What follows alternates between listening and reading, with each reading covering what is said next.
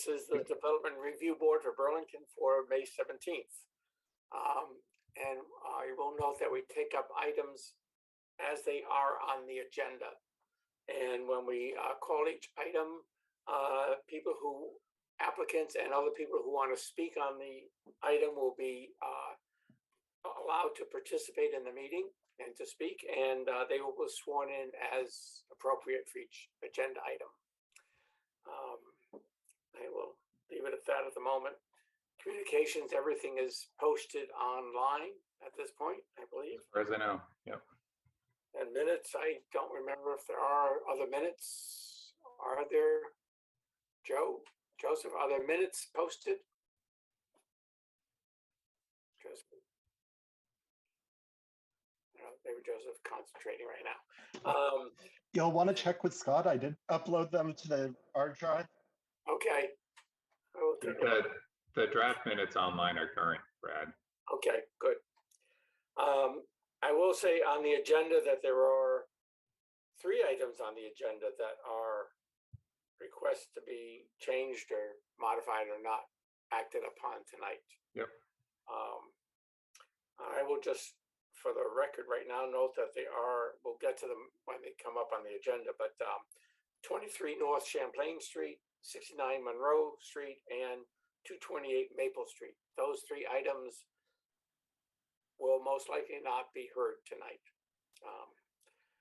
So actually the next item on our agenda is the consent agenda. And that is, the first item is 98 University Road, application to put a roof over part of the field at Centennial Field. Is the applicant here for that? Yep, I see Derek Reed. Item. No, and nobody in the public is speaking on this one. No. Okay. Right, no hands. So can I have a motion from one of the board members on this application?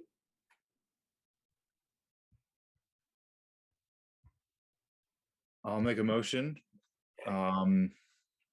And I hope others will help if the language isn't quite precise, but as for ZP 22196 for 98 University Road, I move that we provide consent and adopt staff's conditions for approval. Can I have a second? I see Brooks, and good job, Leo. I think basically we just say we approve it.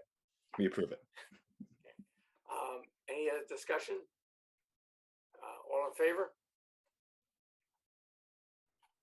Jeff, are you there?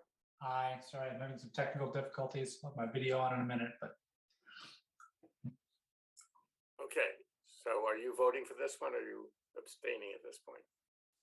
I voted in favor. Okay, great. Thank you all. Okay. Thank you very much. Okay, go play ball, I guess that's the idea. So next item is 38 South Winooski Avenue. This is a 2-lot subdivision by the Congregational Church. Brad, I'm recused on this. Who is? Brooke? I am, yeah. Okay. And I see Doug is here for the applicant. Is anybody else here to speak on this besides Doug? Christine is also. Okay, but no members of the public are here. Is that right? If anyone wishes to speak for this subdivision, raise your hand and I can let you speak as well. So the applicant's Brad. okay, so Doug, this is on the consent agenda item, so it's recommended for approval. Are you okay with how it was approved or recommended for approval by the staff? Yes, we are. Okay, good. Anybody on the board object to treating this as consent? No? Okay. So can we have a motion on this one? It'd be easy. Yeah. He said, I think that's normal if I stand too. With Brad, I'll move on ZP 22-200, 38 South Winooski, that we approve the application and grant staff and approve staff's findings and recommendations. Second on that? Leo, okay. All in favor? And Jeff, oh, good to see you. Okay. And Brooks is Thank you. recused on this item. Great, so Doug. Thank you, Brad. It's approved. You're good to Great, thank you. Go and Thank you. subdivide. Good deal. Excellent. Okay. Okay, Thank you. okay. So now we get to our public hearing items. We have a few changes here. The first one is 23 North Champlain Street. And we have been asked, because I guess the applicant can't make the meeting tonight, so we need to move this to a date certain, June 21st. So That's can I- correct. That's correct. The applicant is currently in flight somewhere on a business trip, so asked for deferral. Next open date is June 21st. They have Wi-Fi on planes now, you know. It's obnoxious. It's the one time we can get away. I move that we defer this till the June 21st date. Second on that, Jeff, I see second. All in favor? 1, 2, 3, 4. Brooks, are you? Yep, okay. Unanimous. Thank you. So now we have 69 Monroe Street. Now this, am I right, this application was considered incomplete? Is that? It's true. That application remained incomplete until the time I wrote the staff report. So it has been withdrawn and we don't anticipate scheduling this now. So we don't need to take any action on this at this time? No action. Okay. Yeah. And the next item is 228 Maple Street. And they asked for deferral. Am I right? I remember. That's correct. Yeah, they were short on a few things that they wanted to update the application with. So yes, deferral, no date certain yet, but requesting deferral from tonight. So can we defer it just to a date to be determined? Correct, yeah. So moved. Is that Jeff or Brooks? Jeff. Jeff, second on that? I'll Brooks, second that. okay. All in favor? Okay, 3, 4, 5, 6. okay, so I guess this next one will be a little slower. We have 51 Elmwood Avenue. And Brad, I'm recused on this item. Okay. Okay, so is the applicant here for this one? I assume the applicant's here. So I just promoted Samantha Dunn at CEDO to panelist to be able to present and screen share. So this is a public hearing, so we need to figure out who's speaking on this one at this point. I don't see Samantha showing up yet. Yep.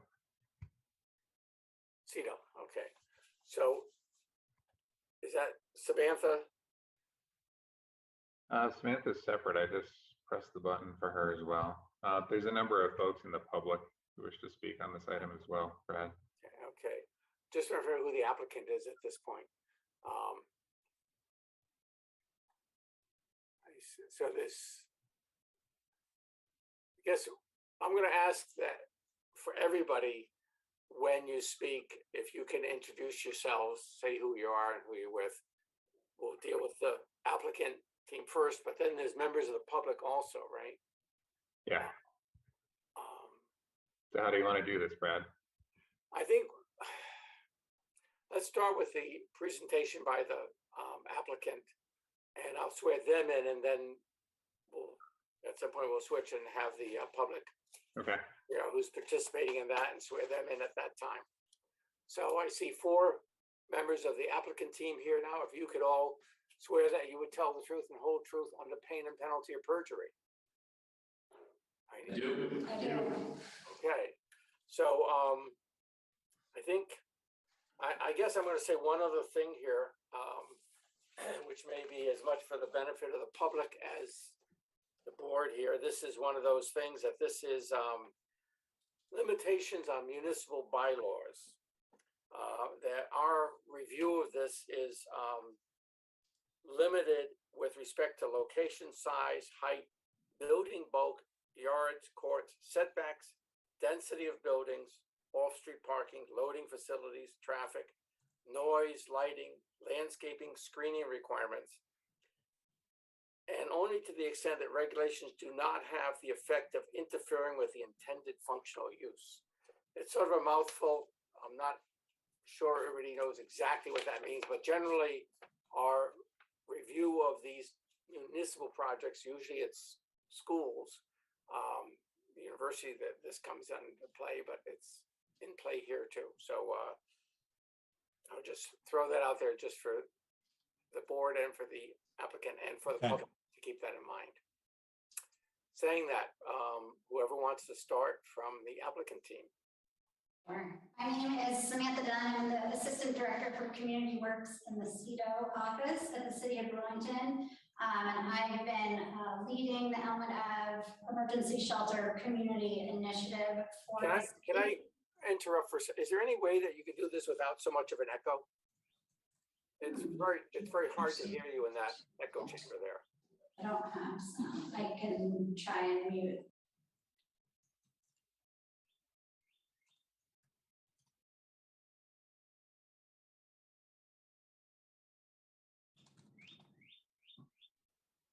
Well, Brad, you've succeeded. There's no echo. Sorry about that. It just was, I found it very hard to hear. Now we can't hear it at all. Yeah. But they're muted. That's Right. How about this?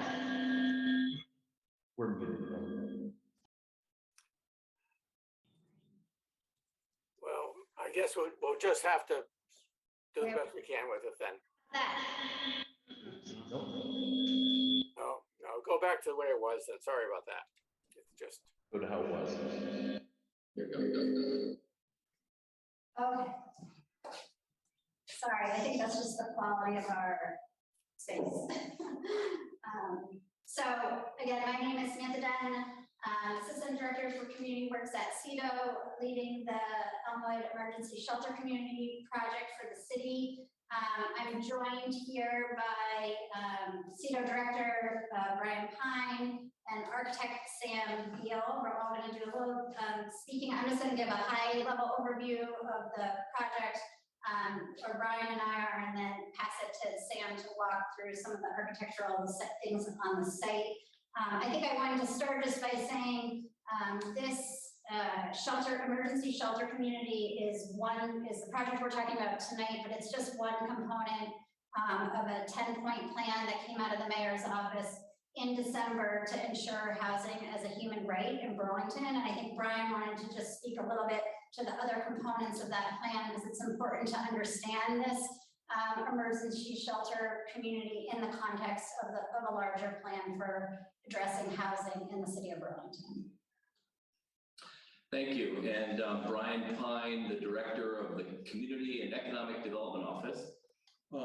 The action plan that the mayor laid out in December, mid-December 2021, really seeks to fulfill our promise as a community to ensuring that housing is a human right. And there's a number of initiatives embedded in that commitment. The overarching goal is quite ambitious. It's to double the rate of housing production over the next 5 years. When we say double, we mean double of what it was the previous 5 years. And to end chronic homelessness in Burlington by 2025. Both very ambitious. However, attainable, we believe, if we focus on these initiatives and others. The action plan is intended to achieve these goals, or we aim to achieve these goals by implementing the following initiatives: to invest at least $5 million of the ARPA funds that come from the federal government to Burlington. The American Rescue Plan Act is what ARPA stands for, with at least $3 million designated for initiatives to better serve the chronically homeless, and an additional $2 million to build new permanently affordable housing. Another aim here is and has been achieved is to create a new position within our office called a special assistant to end homelessness. This person is providing a single point of accountability and focus for expanded community efforts to drive this agenda to ending homelessness. Strengthen through new investment, Chittenden County's coordinated entry command center team that drives weekly progress towards functional zero with a comprehensive, real-time, by-name, data-based effort.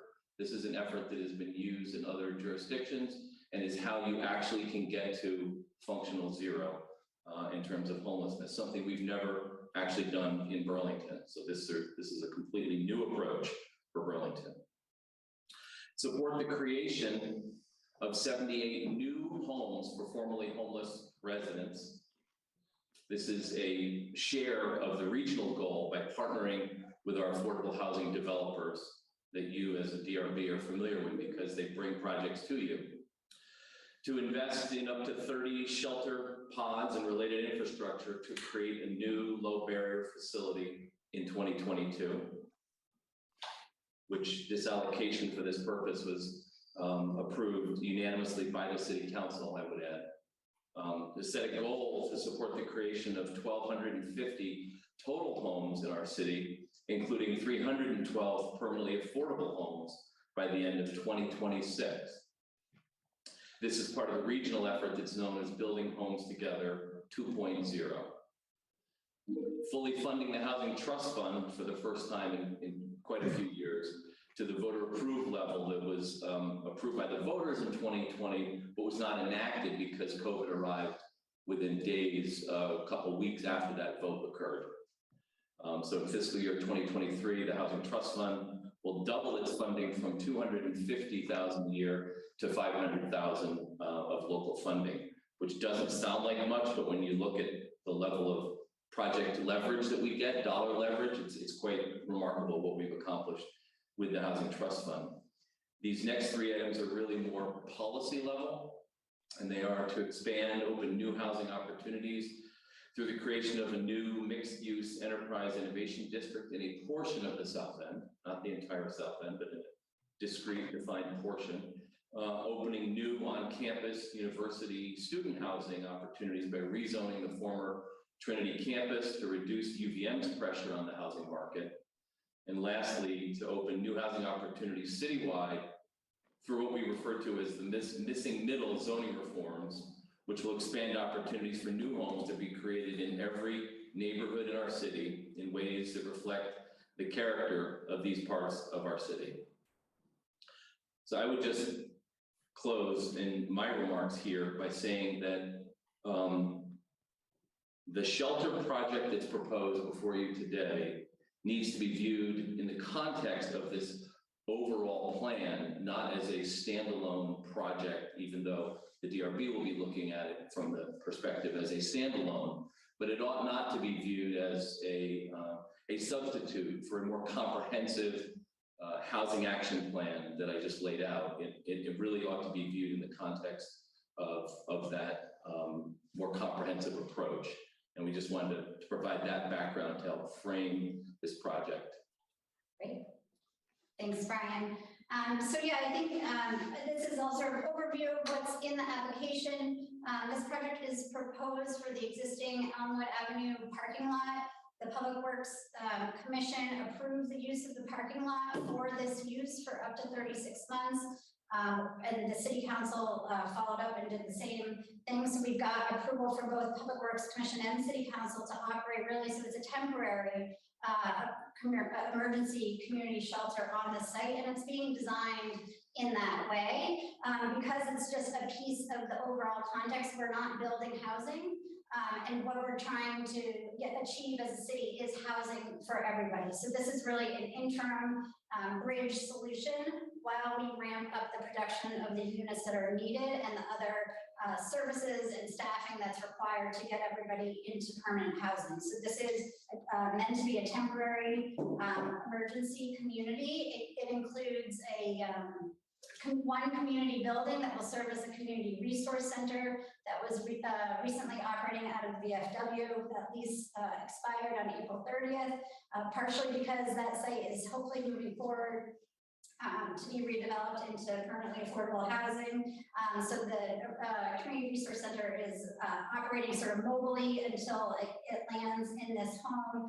And that will provide all the services also required for folks living on the site, staying on the site. The other large structure is a bathhouse that includes 6 full bathrooms with a shower, a sink, and a toilet, 2 of them fully accessible, and then up to 30 actual shelters that are just 64 square feet, primarily designed to serve a single person.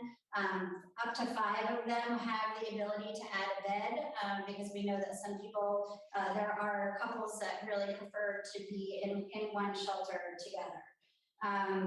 In addition to that, so again, pretty minimal infrastructure on the site. We do need to make a water sewer connection to be able to serve both the Community Resource Center and the bathhouse. So that's the main infrastructure on the site.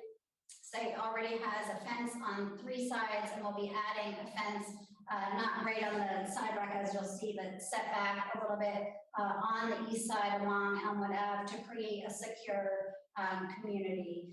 And two things I want to touch on before I pass it on to Sam. One is that we have been working closely with communities all across the country who have been taking a similar approach, who are also facing this crisis where the number of people experiencing houselessness has tripled since the start of the pandemic. And really, this is an emergency response. It's not a long-term response. It's an emergency in our community and many communities across the country. And we've been connected with and working closely with a number of those communities who are 6 or 12 months ahead of us and learning from them both on the design of the site and how to best operate the site so that it can be successful. I think the last thing I wanted to touch on was there were 3 conditions, or there were a bunch of conditions proposed in the staff comments, and I think the first one that I wanted to touch on is we do have a wastewater capacity letter from Public Works in hand that was created or as part of the water wastewater permit application that went into the state a couple of weeks ago. We have recalculated the front yard setback as requested. That is actually needs to be 5.5 feet, so we can move everything back 6 inches from where we have it. And I just wanted to mention the lack of bike facilities on the site plan was actually just an oversight. What we heard from folks when we met with them that would potentially be using the site was a preference to be able to have their bicycle at their shelter. So each shelter will have the ability to have the bike locked to it, and then there'll be definitely a community bike rack at the community resource center. So I just wanted to make sure to talk about those 3 conditions. And then Scott, am I able to share my screen? Yeah, Samantha, just use the share screen button on the bottom. Okay. Let's get to a few more. I have too many windows open. Well, I'll just pass it to Sam. I wanted to, this is in the application, but just wanted to mention that CEDO does have a website up, an ending homelessness website that we can maybe move to at the end that has where we're updating our FAQs when we receive questions from the community and outlines our community plan and site operations. So I just wanted to make sure everyone knew that was available. But I think, Sam, I'm going to pass it to you.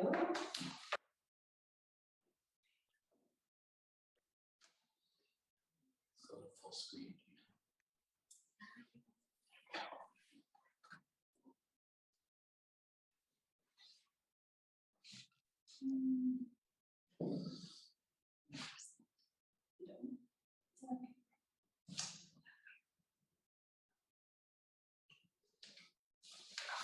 Okay.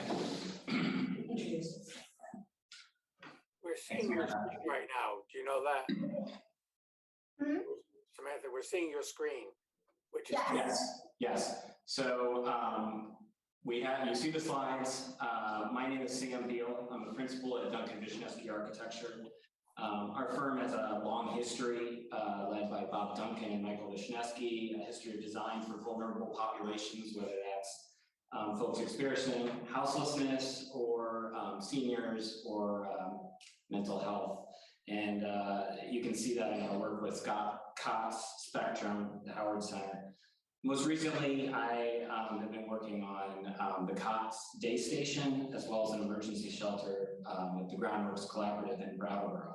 And I'm really excited to be here today to present this site design. We've been working really hard on this for the past couple months. It's been a quick project in a lot of ways, but I think it's come together in an exciting way.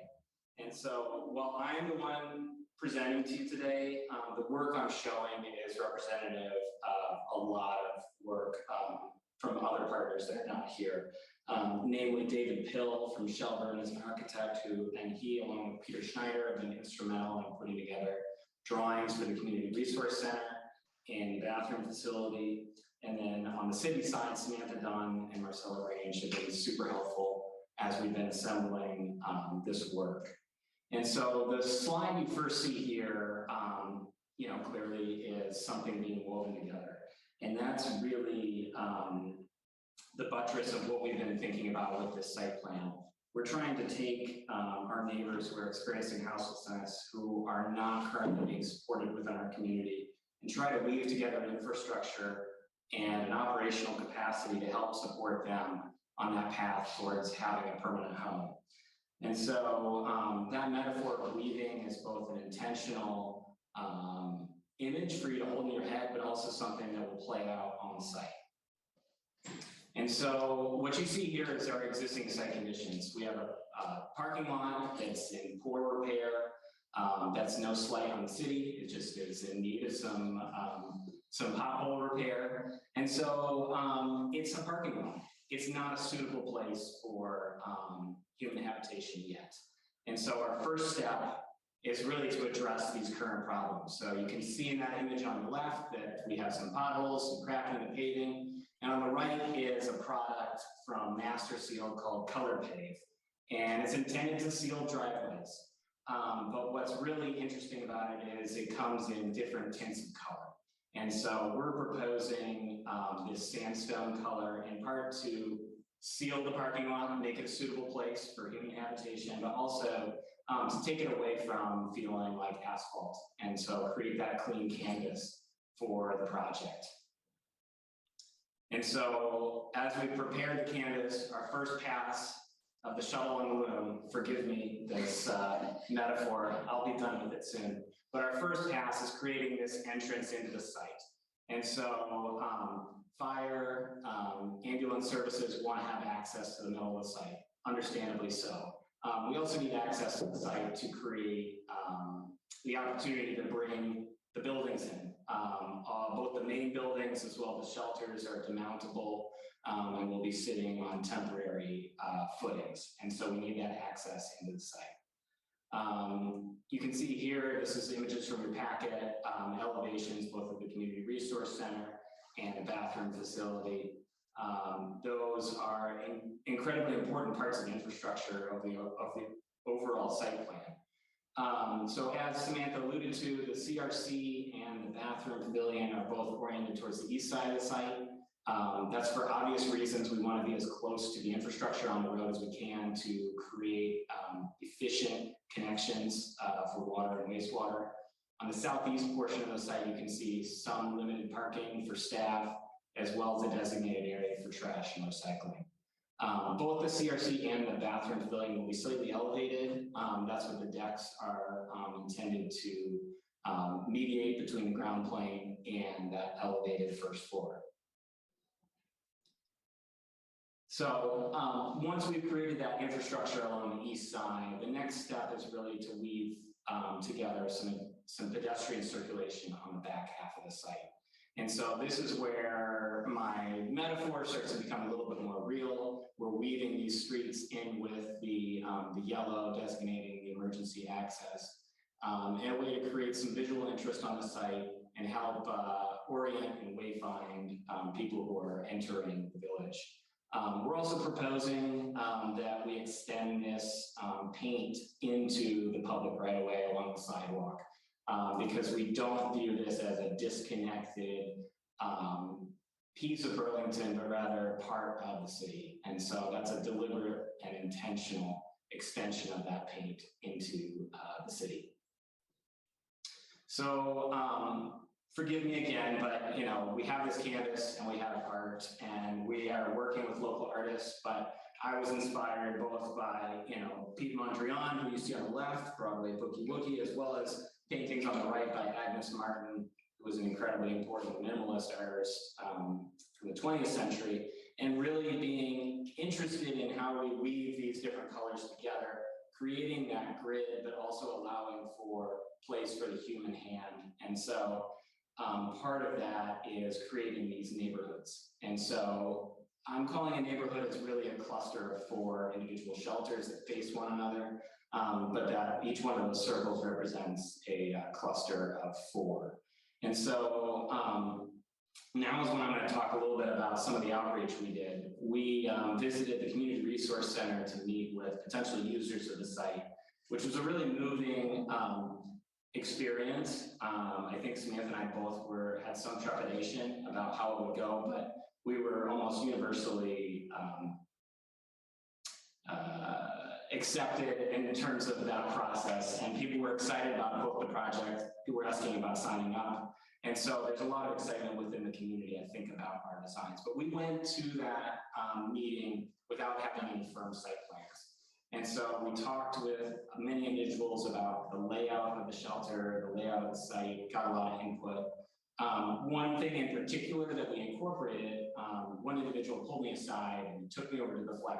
Again, we were at the VFW, and he said, we should do a grid, but it should be like the stars, it should be offset, and he was trying to explain it to me before, but it was really important to him that I hear him. So we looked at the flag together, and sure enough, we thought that was a great idea. And so you can see each cluster of 4 is slightly offset. So the front doors don't face one another exactly. They do create a sense of space, but that slight offset, we believe, creates a little bit more sense of privacy. So it's a subtle move, but it's something that we felt like was important, both to honor the individual who had that brilliant idea, but also share with you some of that community outreach that we've undertaken. So the other thing the other thing that you probably are interested in is what do these shelters look like? And so we have 25 shelters from Pallet, which is the one you see on the bottom left here. These are prefabricated and panelized and come flat packed. And what's interesting about them is that in 3 years' time, when this site plan expires, the city will be able to flat pack them again and either redeploy them, send them somewhere else, because we've achieved Brian's goal of 0 and we don't need the shelters anymore. Nevertheless, we have that flexibility. The upend shelters are exciting in a different way. They're being fabricated by an individual who got his start at the generator plant in the South End, and they'll be fabricated locally to a higher environmental thermal barrier than the pallet shelters, which are pretty minimally insulated. That said, Samantha's done her homework, and we know that they will work through the Burlington winter. Yeah, I would just add, while we're on this, the upend shelters are also being designed and fabricated to have a useful life after these 3 years. It could be as a shelter, or it could be as a kiosk at the winter market or on the waterfront. Just so working with Michael Zabrowski of Upend to think really rigorously about how these structures can continue to serve Burlington into the future. Mm-hmm. And to your point about bikes earlier, you can see that Mike's shown a bike here hanging off the end of the upendness. You can also see bikes kind of hanging out in the pallet. So we know there's going to be bikes on the site, and we'll certainly be accommodating that. The other thing we are missing from this site plan as we sort of build up our layers is any element of biophilia. And so we know that people love nature.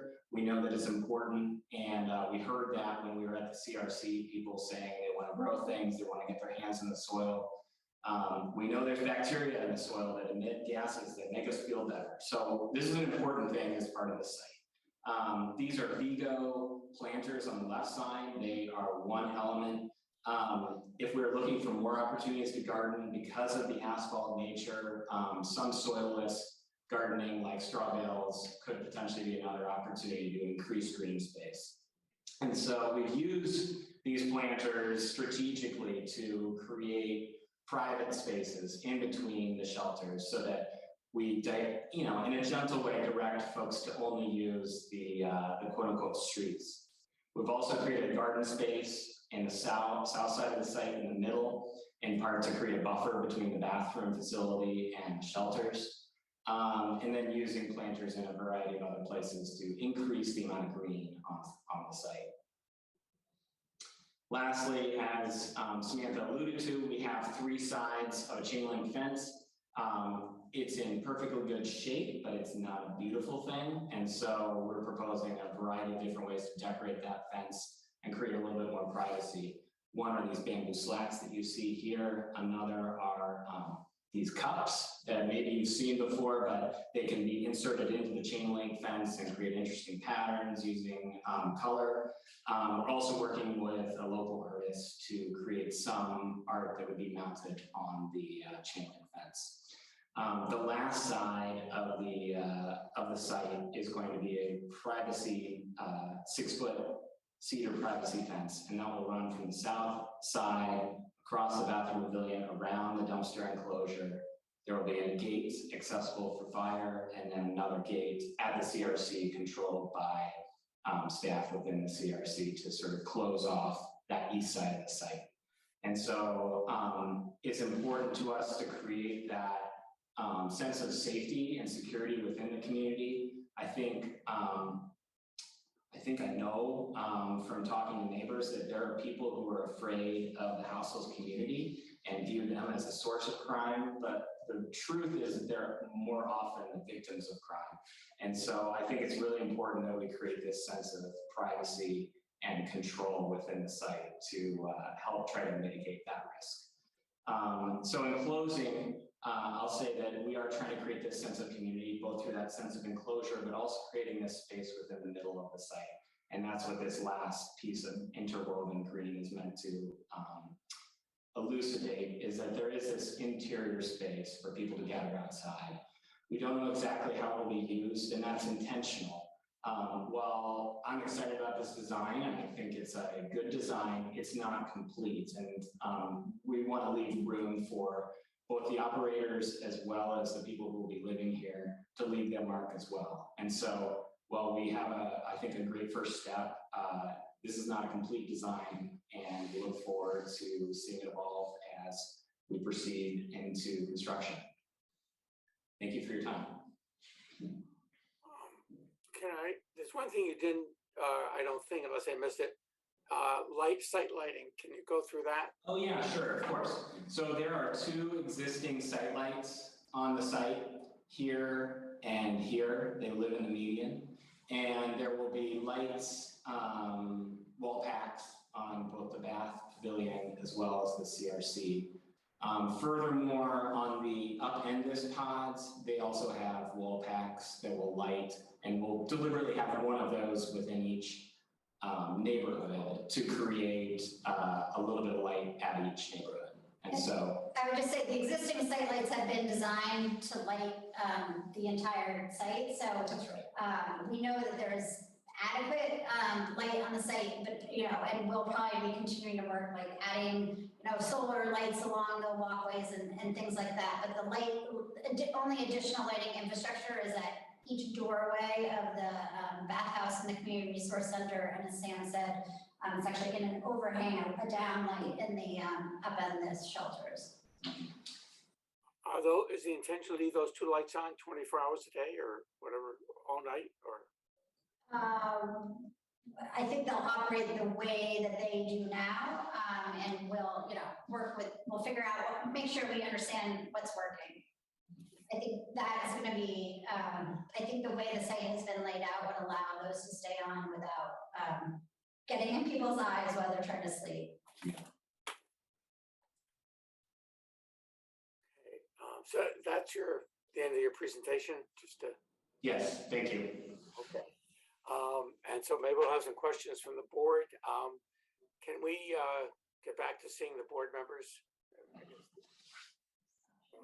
It's helpful seeing the screen there, but yeah, okay. So I guess I'll start off by seeing if any of the board members have questions for the applicant on this project.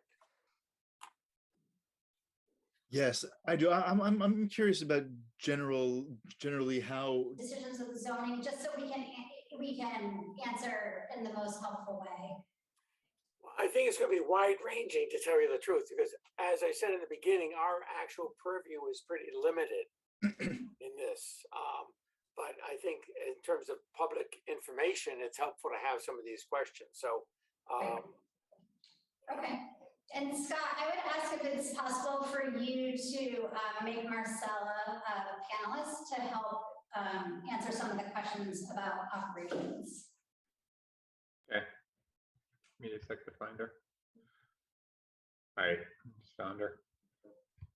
Great, and I would say, I know, Leah, I can answer one of them easily, that there will be there's no rent, there's no payment required by people staying at the site. And Marcella, I don't know if you want to speak to, I think the other question was like how people get on the list or how people get a space at the shelter. Yes, sure. Marcella, before you speak, Marcella, can you just swear yourself in to say the truth and whole truth on the pain and penalty of perjury? Yes, if that's what I need to do, yes. Introduce how you're connected to this. Yes, certainly. I was also going to ask if Sarah Russell could be made a panelist as well, since she's working on our team. Is that possible? Thank you. And your team is from where, Marcella? Just So I work with CEDO as well. I work with Sarah. I'm a community development manager. Okay. Just helps to know that. I'll let Sarah introduce herself.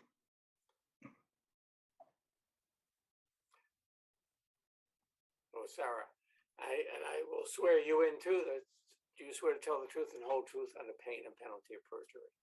Absolutely. Okay. So you and Marcella have the floor at the moment. Thanks, Marcella, for inviting me into this. I have recently accepted a position with CEDO as the Special Assistant to End Homelessness that Brian referred to in the Mayor's 10-point action plan to end homelessness in Burlington. And we're happy to answer questions. I think Leo, right, had a question around how folks will be selected for the site and the eligibility. Is that correct? Yes, that was his question. Yeah. Okay, great. Marcella, do you want me to answer or do you? Yeah, go ahead and I can add if you have anything else. Sure. So we have been working with local outreach teams over the last, well, much longer than 6 months or so, but to identify people who are unsheltered within the city and who may benefit from living in a community, a shelter community like this. I think that we're, focused on ensuring that people can access available resources like motel rooms through economic services or other shelter opportunities within the city before pursuing, moving into this particular shelter community. We will be following the guidelines of the state definitions for homelessness, prioritizing those who are Category 1 homelessness. For those of you who aren't familiar with that, it means that someone is actively without housing and or who is unsheltered currently. Anything to add, Marcella? No, other than the fact that we'll be coordinating with shelter partners and with 211, which are the other kind of routes into other types of general assistance or a hotel shelter that's also operating at the moment in the state. Thank you. I guess I'm going to ask a couple of questions here. One of them is, I was surprised in looking at the application that the community center is only open till 4.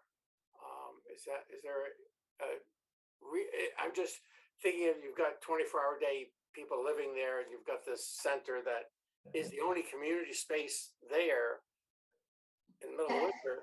And That's a great question. I think that just needs clarifying. The Community Resource Center is open from 9 to 4 for the general public, as it operated at the VFW, where anybody can stop in to access food, coffee, basics like socks, and access to services. The community center building will be occupied 24 hours a day by on-site staff to serve the folks living in the community. It's open to the public from 9 to 4. And will the people living there have access to the community center outside of those hours? With staff, yes. Oh, okay.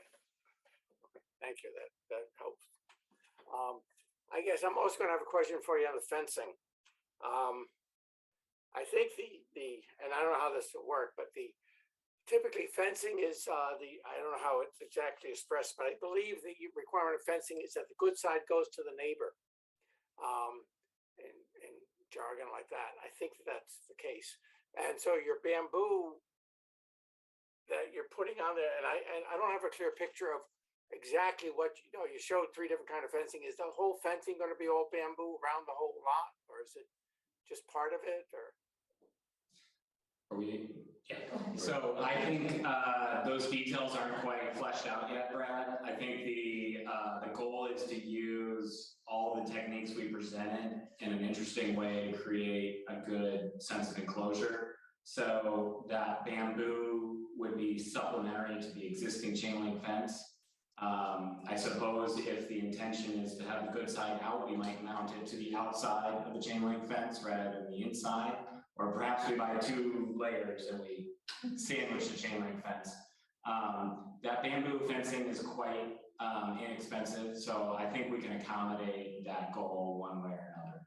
I just mentioned it because I think the chain link itself is not very attractive. It doesn't send good message on either side, and I think that's one of the concerns is how this sits there in the neighborhood and how it's presented from both sides. I think for the people who are living there and people who are living next door, I think fencing becomes an important element of that project. I think your question is astute, and we've actually thought about that maybe the artwork has a dimensionality to it, that it might face out as well as in, because as I alluded to in my presentation, we want to make sure that this is not an insular, inward-looking project, but rather has that connection to the community. And I guess we'll go back to the lighting for a second, just because I wasn't quite clear. So it's got parking lot lights, and generally those are on during business hours. Controls. Those will be on however they're controlled now, which is either a time clock or a daylight sensor.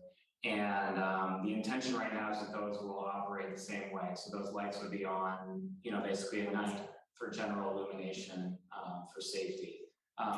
If you can imagine, people will be getting up in the middle of the night to use the bathroom, and they'll need to be able to see their way to the bathroom facility. So that's the general illumination for nighttime.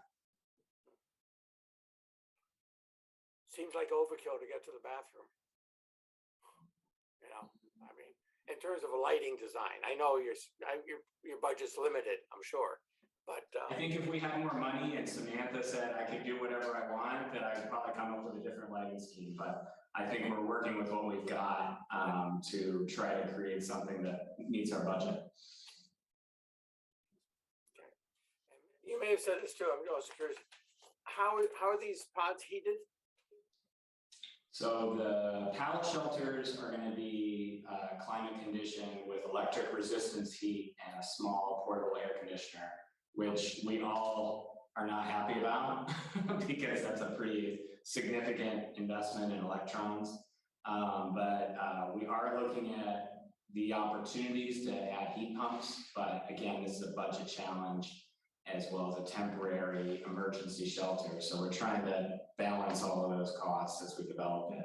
I think the upendless shelters are intended to have a heat pump and will be more efficient, both from the fact that they're insulated better, but also have a better system to begin with. So everything on the site will be electric. It's a fossil fuel free development. And I think you may have noticed on site plan, the solar panels, we have applied for money to be able to put solar panels on the 2 larger buildings to offset the electricity costs.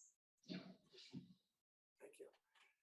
I know there's members of the public, before we get to that, any other questions from the board at this time? Sean? Yes. I have 2 questions. Just to be clear, the emergency access depiction in there, that's for emergency vehicles? Yes. Even fire trucks, and they're gonna go in and back out? Not for a fire truck. We've been working with the fire department. They really need to just be able to get an ambulance all the way into the site and open the doors. That's what we've been working with them on. They can, in terms of fire, they can serve the site from the street, or from the way that they can pull it. Also, what is your plan for snow removal? This is a pretty compact little area here. Yep. So we'll develop that plan operationally with whoever is contracted to plow it. But my guess is that we're going to plow. We have to keep the emergency aisle plowed, and so there will be a plow truck that'll come through and take care of that. Snow will be piled at the end.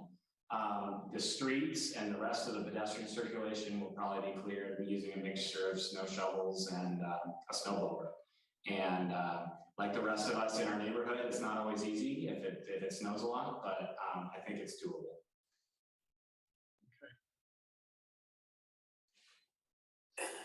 Any other questions from the board? Sorry, I have one more. This was described as a temporary project. What are the chances that this is going to be necessary still in 36 months? And I'm not opposed to it, but I guess I'm wondering kind of how definite it is that it is temporary. I think the concept of a bridge to housing is both true in the sense that the individuals need a bridge, but that we need a bridge as a community to get some housing built in Burlington and throughout the region, and that there are a new $50 million allocation on top of 150 last year at the state level, and significant reinvestments are underway in and around Burlington that will result in a significant increase in housing specifically for folks experiencing homelessness, as well as permanent affordable housing that allows people to afford their housing and not become homeless, which of course is the best strategy to deal with homelessness, is to prevent it from happening at all. It's ambitious that we will accomplish that in 3 years. I have to say that, but it's ambitious, but it's not a moonshot ambitious.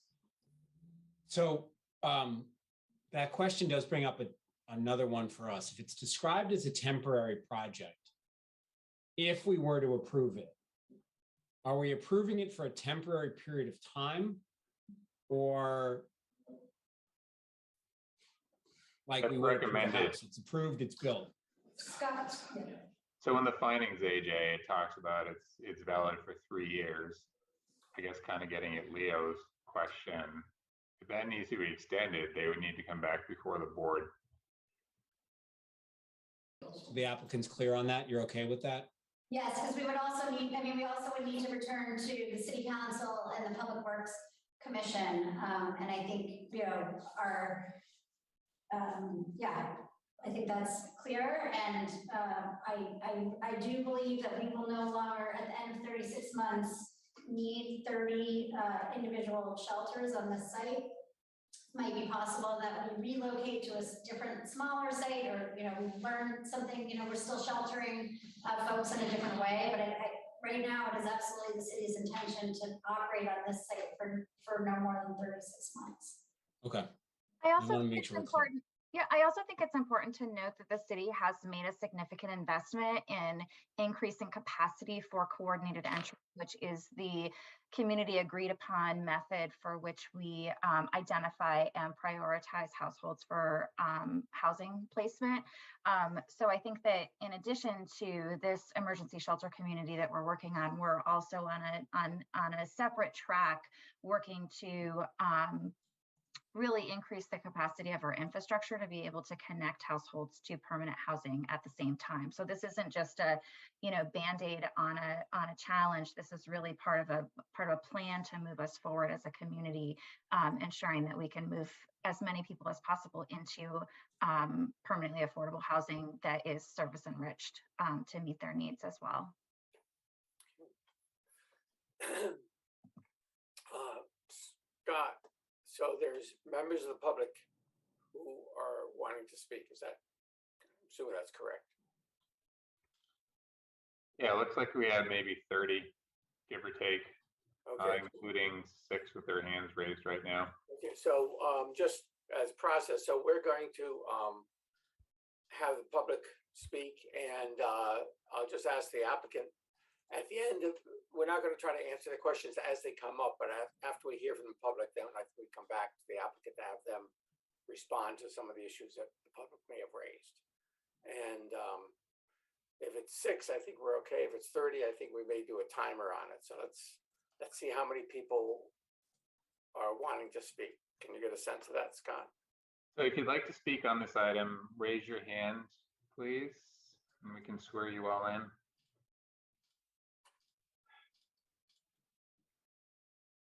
Okay, so it looks like we have 8 hands up.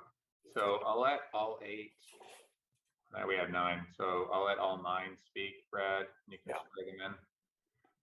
While I'm doing that, everyone who speaks, it's going to be important to give us your mailing address at the beginning of your comments, and that's so that you're notified of future meetings if there are any, and of the DRB's decision.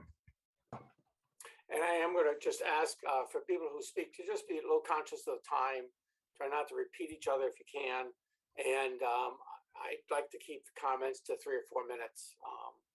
And see if we can do that to go with. And I'm just going to start with, I see people up on my screen. I see Eric Lafayette. How's it going, guys? Hope you all can hear me. Eric Lafayette.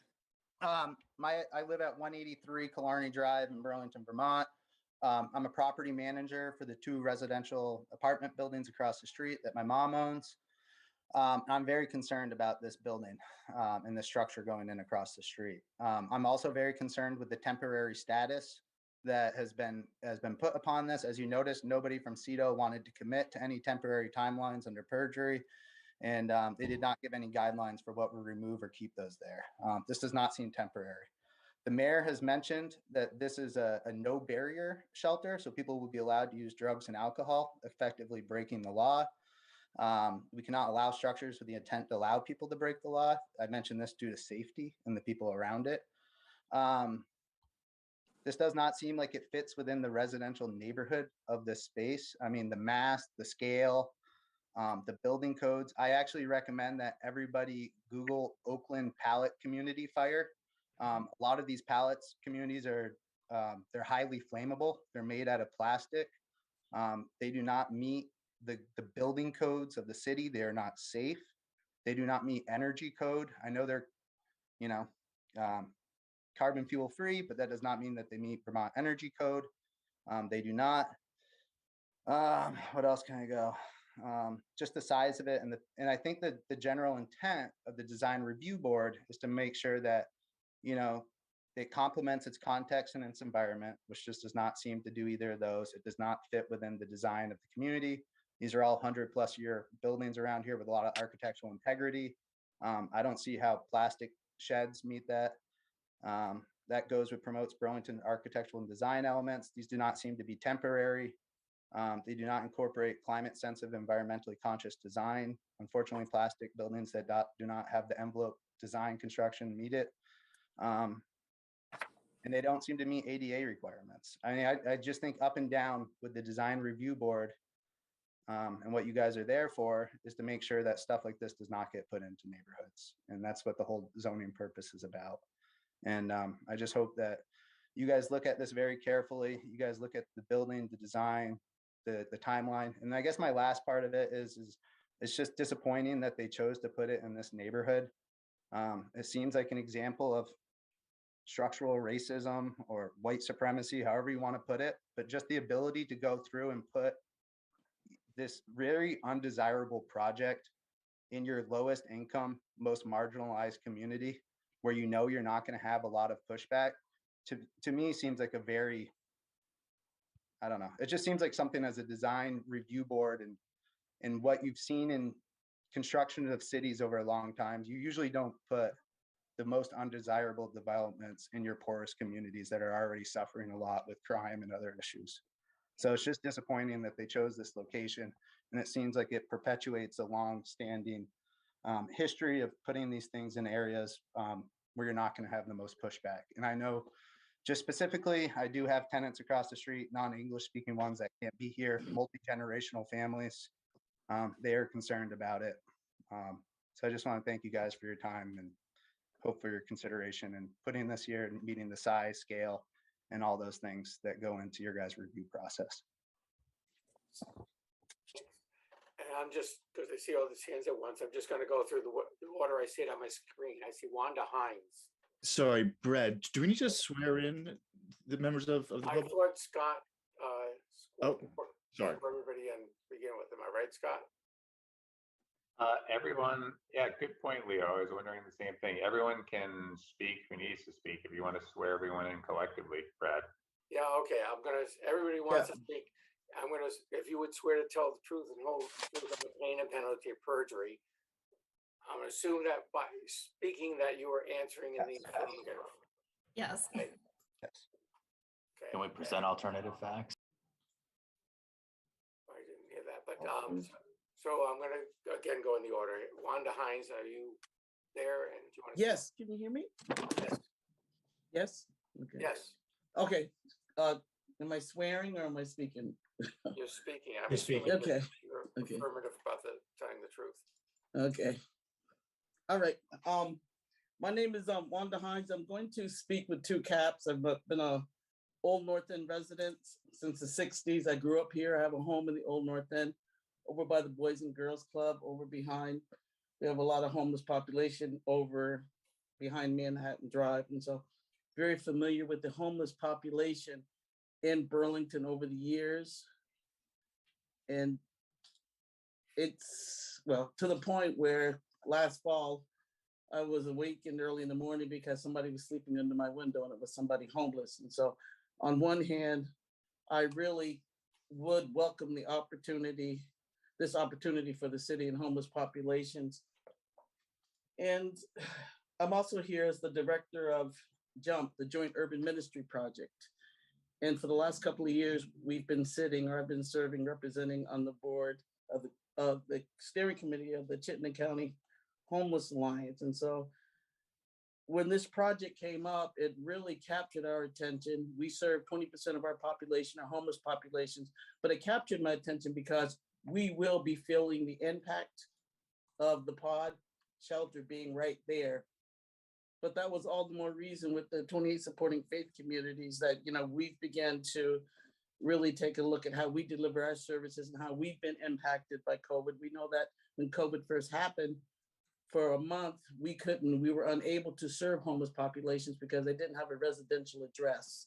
And we eventually worked with community partners and were able to ensure they had access to those resources through those partners. In other words, causing them to come in from out of the cold or from wherever that they were sleeping.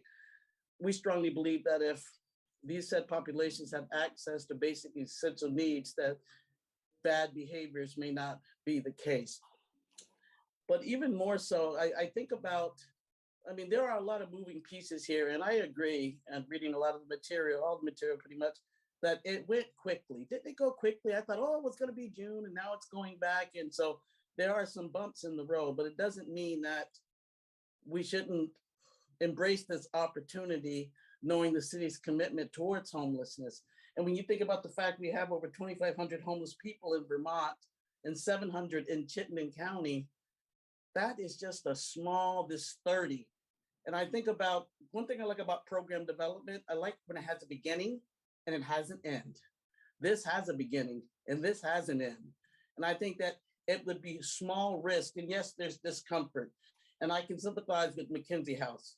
I can sympathize with knowing that said populations that I may not feel comfortable, but I've lived in a community where I've not felt comfortable on many occasions, but sometimes as a community, we have to rally around it and come together. Really want to interrupt you, Wanda, but I do want to say we're trying to keep it under 3 Okay. minutes. The bottom line is I do Jump, as director of Jump, the Joint Urban Ministry Project, we support the project. I would feel more comfortable, we would, seeing some of those said populations in the pod shelter as opposed to Church Street, where I don't even go down Church Street anymore, not feeling safe down there. But I think that even though, again, it may be seeming fast, but just 30 people is just a small bucket in a controlled, contained environment that we could provide the necessary help that they need. So I'll let it go with that because there are a lot of moving pieces here, but we are in support of it at the Joint Urban Ministry Project. Thank you, Wanda. Okay. So again, I'm just going in order that people are here. Matt Byrne, are you there? And I am running a timer here on 3 minutes so that we can keep it moving. Matt? Yes, I'm here. Hi, I'm Matt Byrne. I represent McKinsey House. I think you really should spend some time with the residents who I've understood are on here as well, so that they can talk about how this project's going to be impacting them. On a legal level, I do think you're making a mistake about section 4413, because I think your review is much broader than what you're saying, what the city is leading you to believe under section 4413. It does not say that municipality owned projects are exempt from review. It says state owned or community owned. So I think the scope of your review is very broad. We put in a bunch of declarations from residents at the McKinsey House, and I think that you should take your time and read through these declarations because they really go through and describe for you the impacts that the residents of the McKinsey House are going to face here. One of our declarations is from a mother who has a son who's going to be looking out directly on this project from his bedroom window. We have a disabled person who will have her conditions exacerbated by the stress, the noise, and the smoke from living next to the pod village. And we have people who have worked in the human services field who say clearly that you need to have a plan here for how this is going to operate. What's happening here is the city has not given you a plan, and it also has not said to you who's going to actually be operating this facility. They say they talk to people in the community, certain community providers, but they haven't identified anybody who's actually going to be operating this facility. So I do hope that you'll take and read these declarations and also listen carefully to the residents of McKinsey House who are going to have their entire lives turned upside down by this project. And I really do think that you should spend some time with them. We understand that the mayor and the city councilor are in a very difficult position with the homelessness problem. But the answer to this problem is not locating this particular place right here and this neighborhood, which is, I think it was Eric said, this is locating it in the worst place because this community already has a number of issues that they are trying to deal with. If you have any questions, I'm happy to answer that, but I think you should spend some time speaking with the residents of McKinsey House. Thank you.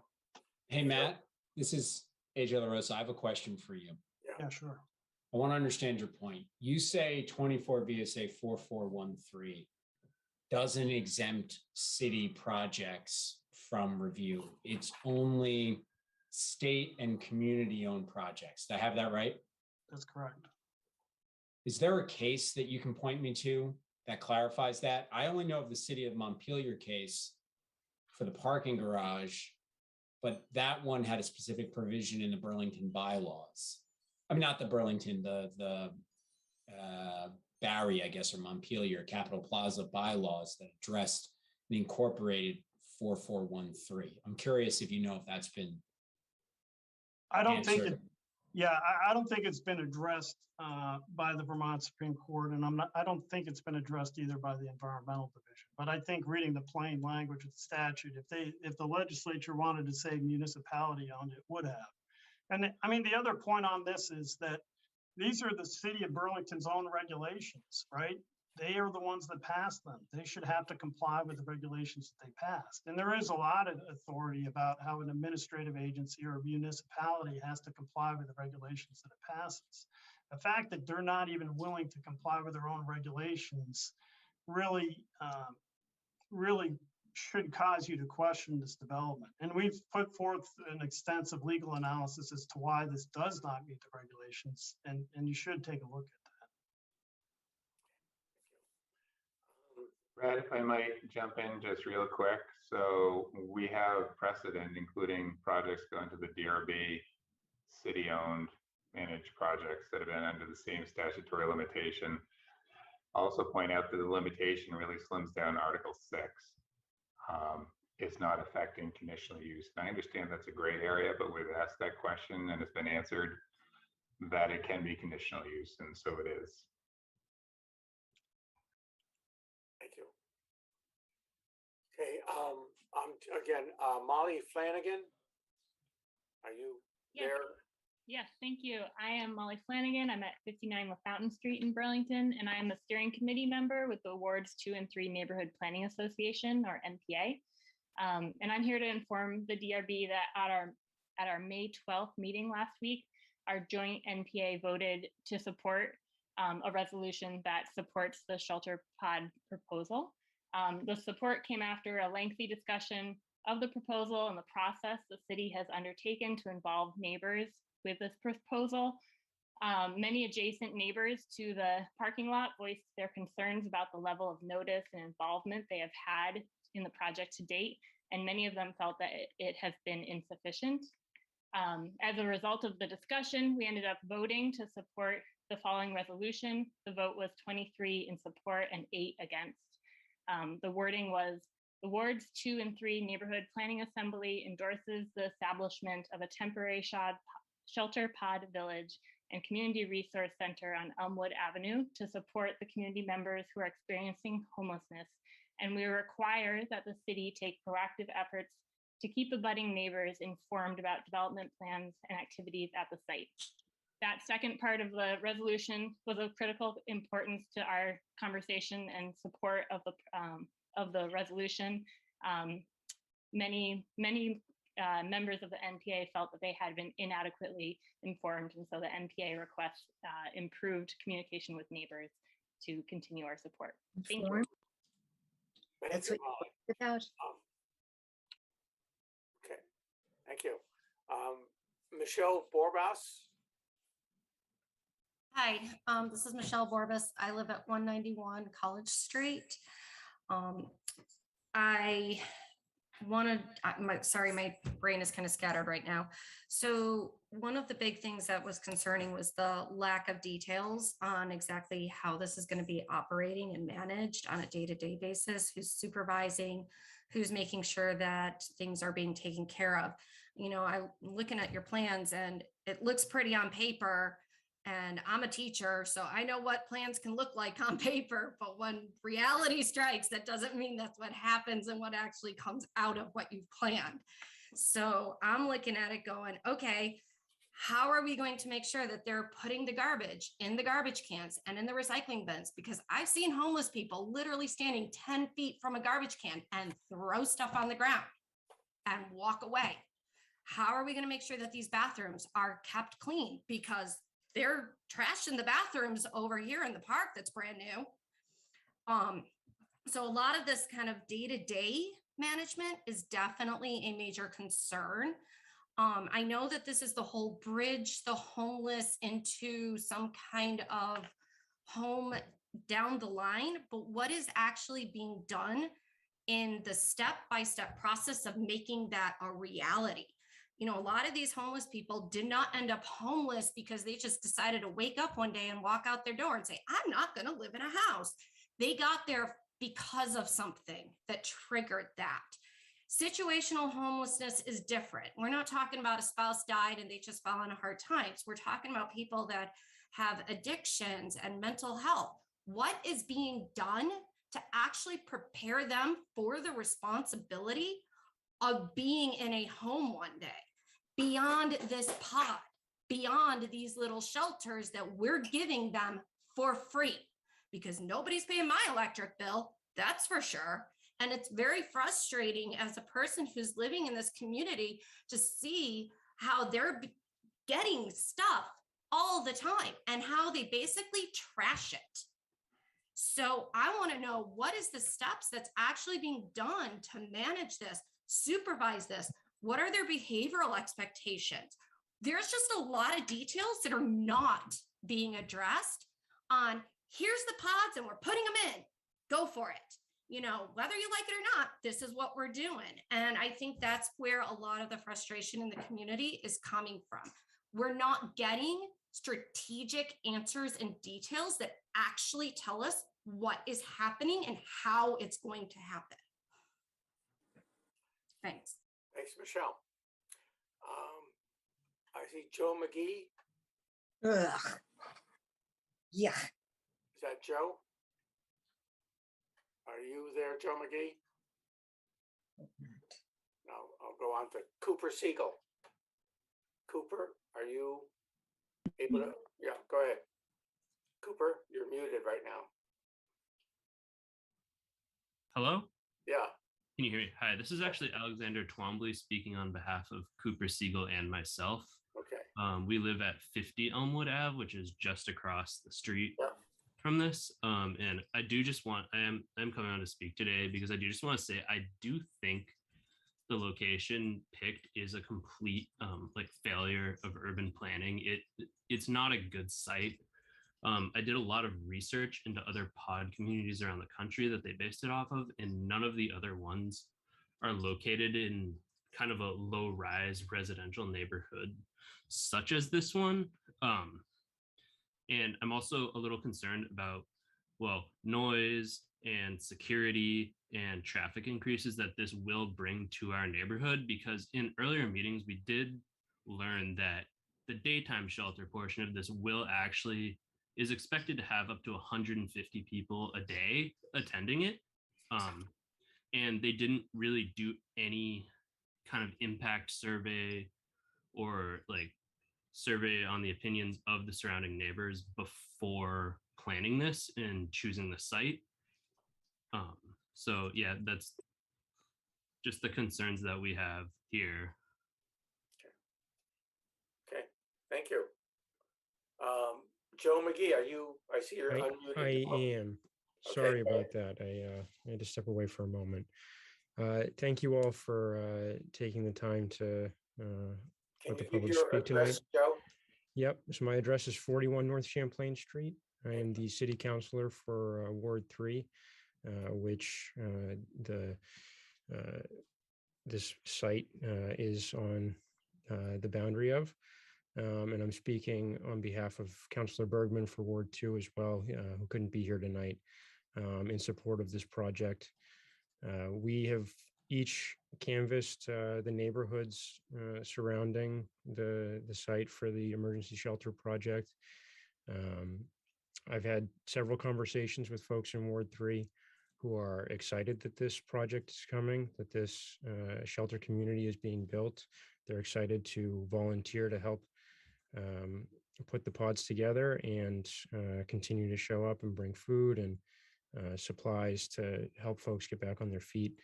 You know, I think a lot of folks have spoken to the real benefit that will be brought to the community by this project.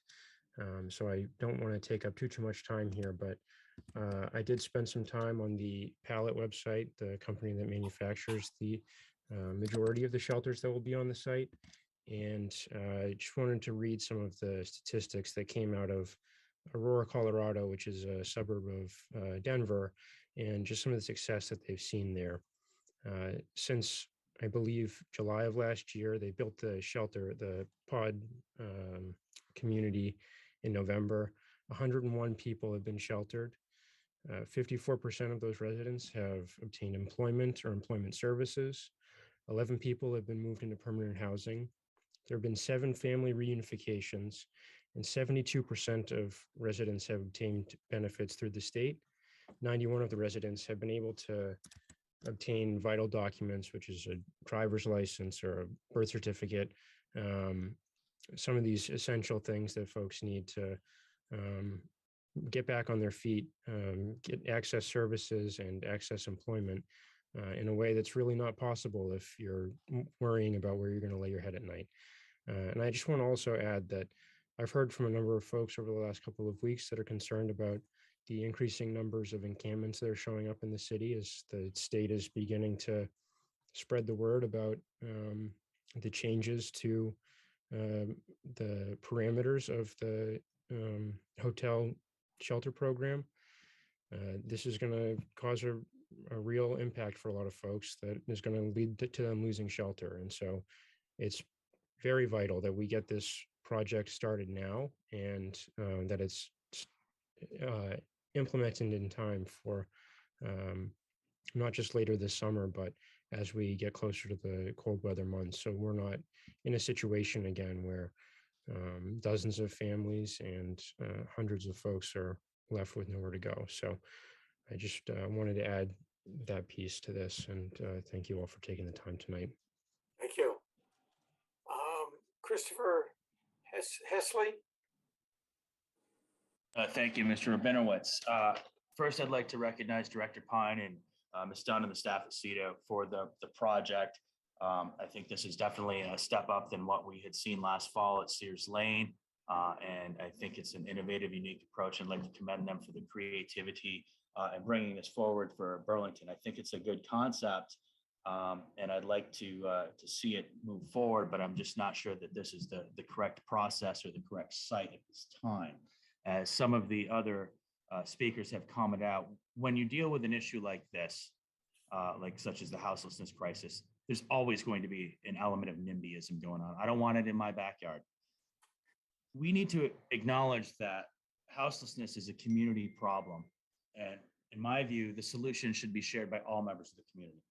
And rather than congregating all of the pods in one centralized location and kind of creating a critical mass, it seems to me that every ward in this city bears a responsibility for taking on the houselessness crisis, and that perhaps we should consider distributing it through the city. I'd also like to say that there were some questions regarding the process here that we've talked about. I serve on the steering committee of the wards 2 and 3 NPA and was the facilitator for the most recent meeting. I've noticed, in the 20 plus years I've been here in town, more recently under current leadership, that the public process has been breaking down. And in the very short time that I've been on the NPA steering committee, I came on board, I think, last November. There have been a number of projects that have come out of the community and economic development offices, which were essentially a done deal without any type of meaningful public engagement or opportunity for the residents to speak in. It was basically like, we know what's best for you. We're putting this here, deal with it. So I have concerns about that because, at one point, in the past, CEDA was very good about public process and making sure everybody had a seat at the table, the right people. And if there were objections, we tried to bring people together to come up with a plan and build some consensus in a way that didn't set up an adversarial us versus them relationship. And now it just seems like members of the public are being viewed as an impediment to the agenda being put forth, from City Hall. In terms of the NPA resolution, I would also point out, as many of you may already be aware, NPAs are designed for the residents that are kind of a quasi public body. And anyone who is a member of the ward as a resident is allowed to come and speak and vote. So even though the vote passed, I would point out that a majority of the folks who actually spoke in favor of this and actually got to vote for it were people who were elected officials, people who were on the payroll of City Hall and perhaps working on the project, just happened to live in the ward, so they got a vote on it. So I'm not really sure that the NPA's endorsement of this project really demonstrates widespread community support for it. I think it's a very small sample size. Try to wrap it up. We're trying to keep and I think that it's a good idea, but in my view, what I would like to see is us take a step back and have a very open and transparent public process, a robust public process, where members of the community from across the city have an opportunity to weigh in on the initial list of, I think, 9 or 10 sites that were considered. Nobody got a chance to really see that Okay, and talk about it. Christopher, I'm trying to So- keep it short, so if you don't mind. Yep. So that's all I have to say tonight. Okay. I think I've made the points. I appreciate your time. Thank you. Thank you. Oh, wait. Mr. Christopher Aaron Falker texted me. He wants to speak, but I guess he didn't get promoted too. So. Barry Cool or Keel? Cool. Cool, okay. And Hi. if you give your So- address too. Yes, Barry Cool, 43 Elmwood Avenue. I live in Mackenzie House. I just wanted to say that you spoke in length and in detail about what you are doing and how great it's going to be for the homeless people, but you have not considered or spoken about the impact on us. We here at Mackenzie House are low-income seniors who have modest wishes for our remaining days of life. And that is a true concern. We ask only for peace and quiet, a clean environment around us that is not toxic or polluted by cigarette and pot smoke, and safety and security in and around our dwelling. Our landlord has worked hard to provide all these things for us, but your proposal to inject a pod village side by our side, as close as 2 peas in a pod, threatens to upend all of those efforts. Everything just mentioned, peace and quiet, a clean and non-toxic environment, and safety and security will be jeopardized and lost if you install your pod village. And just on a very personal level, I have an autoimmune condition called mast cell activation syndrome. Most people, or a lot of people in this building, have health problems. There are people who use oxygen. There are people with asthma. I am unable to eat many foods, and stress exacerbates the condition. I live here. I choose to live here because it is good for my health, my mental health and my physical health. I also have multiple chemical sensitivities, which here in Vermont is considered a disability. All of this is what will make life more stressful and miserable than usual for me if the pod village is placed here. There will undoubtedly be cigarette and pot smoke produced by the inhabitants. If only a part of that smoke, the smell will make me really sick, exacerbate my condition, and give me a migraine. It comes in my window already, just from people passing by outside. I have had the smell come in from George Street when they were having a party. I one night had to wash my dishes with a respirator mask on because once it enters my apartment, I can't get rid of it, even with 2 fans going. I have trouble now, even when people pass by the outside of the building. Even people smoking where they're allowed to smoke. Mary, you've been very eloquent, but I'd like to wrap it up now for you, if you can. Okay, all right, I want to say one more thing. Yeah. I worry about COVID. What happens if you get a COVID infection in there and it spreads through your whole pod village? I don't want it on my doorstep. Thank you, Barry. I'm 74 years old. 74. Am I going to make it to 75 or 76? I don't know, but I'd like to do it in the comfort I have now. Thank you. I see Tucker Wright. Hi there, and I will do my best to keep it under 3 minutes, so you don't have to call on me. My name's Tucker Wright. I live at 69 Peru Street, which is just around the corner from the Pod Village. I, like others, believe that this concept is good. However, I have been completely unimpressed with the way that CEDO has moved through this process and feel disenfranchised and beaten down. We've attended meetings. I've attended many meetings, and at each of them, it is clear that the CEDO members are there to listen to respond, not to listen to understand or to be equitable or inclusive with their neighbors. At the NPA meeting that was just referenced, we were told we're already doing more than we're legally required to do. Just basically be grateful, which is not what the person said, but that is not actual engagement. That is not including us in the process so that we are stewards of the pod village. It is creating adversaries. This has been a disgraceful process, quite frankly. And not only that, but they have not been forthright with information. They have curated and shifted information. That 150 people started at 30 just a month ago. On their website, I think even today, it says 30 daily visitors to the Community Resource Center. How can we trust anything that CEDO says they're going to do once you give them approval? How can we trust that they're not going to shift again? At the last community meeting, they mentioned to all of us that they were having trouble getting someone to manage the pod village because of staffing issues. I would just ask that you require they include us in a plan of engagement for how it will be run, but also with a contingency plan if the people that they choose to run this run into staffing issues once it opens. What happens then? How is it managed then if they don't have the staff to do it in the way that we were promised?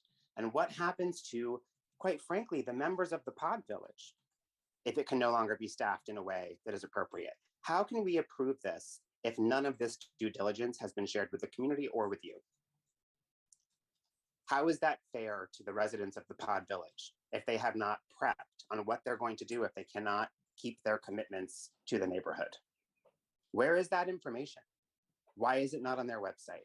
And why is all of the information they're sharing at community meetings, where you must have the luxury of time and space to go to them, on their website?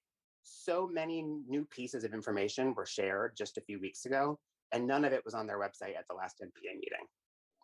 This has been a shameful process, and I really hope that if you do approve this construction, you start holding CEDO accountable from a permitting process in true equitable and inclusive engagement of the community, and ensure that they're doing their due diligence that our quality of life is impacted.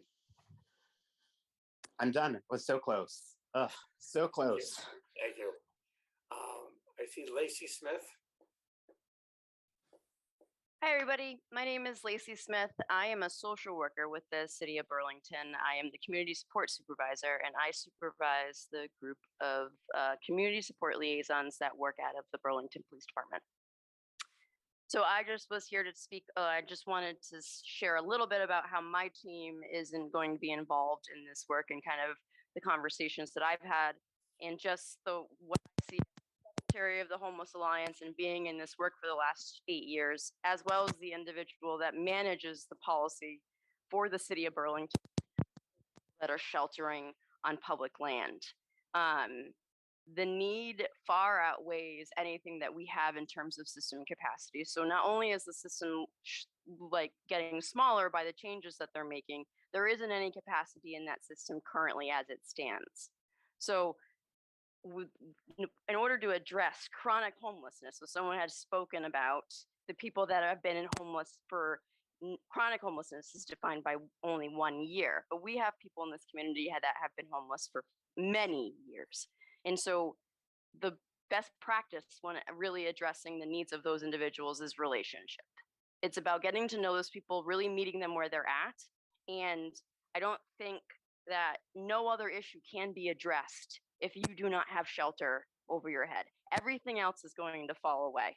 So I think my team, the way that we will be involved is not only in the intentions of really trying to help the community be active parts of not just the pod community, but the greater community, working with the pod community to be really part of a collective impact model of everybody being not only involved in the conversation because they are part of this community, they need to understand the impact that some of the behaviors that they have. My team will be assisting being not only on the ground as social workers, but responding to in the moment needs. And I think that there are more people in our parks than I can say in the history of me doing this job. and there is no recourse for them. There is no other end. And this is allowing for the city to be able to provide people with some place to go when there literally right now is no other option. And I know there are shelters, there isn't any other option. And so in order to be actually meet the needs of these people, we need to have multiple sorts of choices. We need to be able to identify and address needs on an individual level, and we need to be able to build the relationships to do that. And the pod community will allow for that.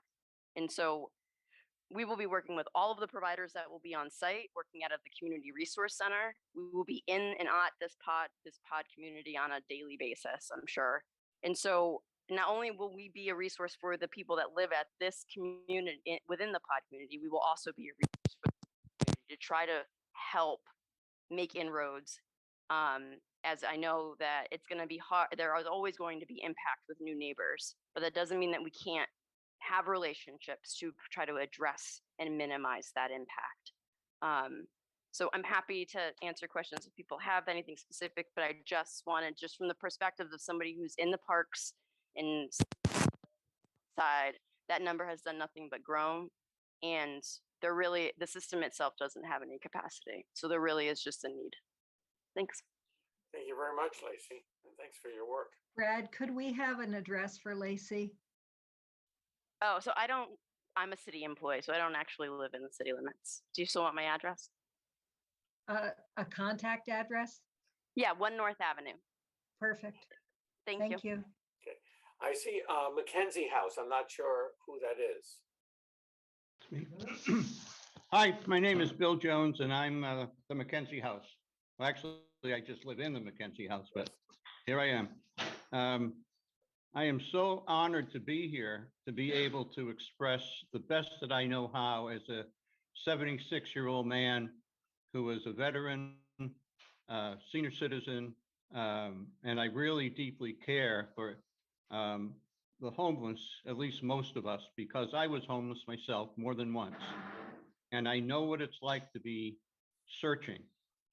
I'm no longer searching, but I don't see or hear people who perhaps, such as yourself, are fortunate enough to have a home, to have a family. When this is all done, you can, you know where you're going. You can get in your car or take the bus or go out for a meal. You can do all that. I couldn't do that many years ago. So I know what it's like. And I also know what it's like to have the certain individuals of a city, this one or the other that I was homeless in, try to convince me that they know what it's like to know what I'm feeling. You don't. You may know a homeless person, you may know a relative who's homeless, but unless you've been experienced, you don't have to be homeless, but you have to have that feeling, that instinct, that understanding that now what? Where do I go? What do I do? Mr. McGee, you're our city councilor. I haven't seen you at any of the meetings. I'm not saying you were there you weren't there at the ones I was at, and there was 3 of them. I asked Mr. Pine if he had contacted you, and he said all the city councilors were contacted, but I still haven't seen you. And I wrote down something very interesting. Before I get into that, I want to say, Barry, you did a great job. Thank you. For Joe, Mr. McGee, you said you canvassed the neighborhood. You put canvas on our neighborhood. That's all you could do, because you didn't come to our building. You didn't knock on the door. You didn't call us. You didn't come and see us. So what does that mean to canvas? Can we try to keep it on the issue at hand, please? This is the issue at hand. Well, not. He was on your show. He was on the, yeah, see, that's what, keep it. So we're not going to listen to what you really feel. That's the reason I brought that up. But all right, I'll get off Mr. McGee. I know we can get in touch with him. Yeah. The other thing is, I have one more thing. I'm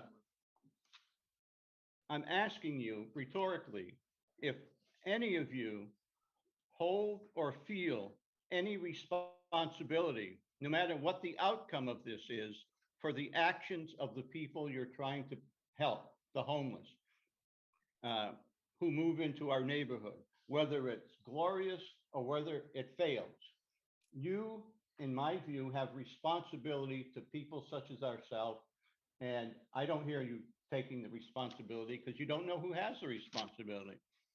I heard Governor Scott this morning, or someone spoken for him said, today he said he is running for the re-election because he wants to continue to bring people together. Let's hope that works, but this is not the way to do it. Veterans are the backbone of our country. We deserve your deepest honor and respect, and this is not the way you're doing it. I know what it's like to be homeless. I'm not against people trying to find the right place. And you go to Oregon, and it's not like us at all. We are unique. Okay, thank you very much. Have a nice day. Thank you very much. I see, I'm going through everybody, and I think the last person right now I see is Bob Duncan. And Bob, are you commenting as a member of the public or the design team? Bob, are you there? Yeah, sorry, I'm actually speaking as a member of the public. Okay. And I only want to say that you have a very difficult challenge before you to think about this tonight. There have been a lot of good points raised by many people about whether or not it applies, whether or not certain aspects of the zoning ordinance apply, whether they're being met in this application. I just want to say that I think we all know that we're in a crisis situation, that this is not only a housing affordability issue, a homelessness issue, a houselessness issue. It affects the broad spectrum of our community in many ways. And I think that it's really important for your approval, if you grant it, to have some understanding of conditioning what the management plan is, so that it's clear how that management plan would be enforced and what type of safety valve there might be if it's not being enforced or if it's not being followed. Mr. McGee raised some interesting statistics about how successful a proposal was, or a situation like this in Aurora, Colorado. And I can only think that it probably had a lot of support and a management plan in place in order for that to happen. And I think that we need that to be true here in order for this to be successful. I've been, as some of you know, I've worked most of my career on affordable housing issues, and I've faced a lot of opposition on many projects over the years, and some of them, neighbors who were concerned about it actually became advocates for projects after they were built. So I think that's entirely possible.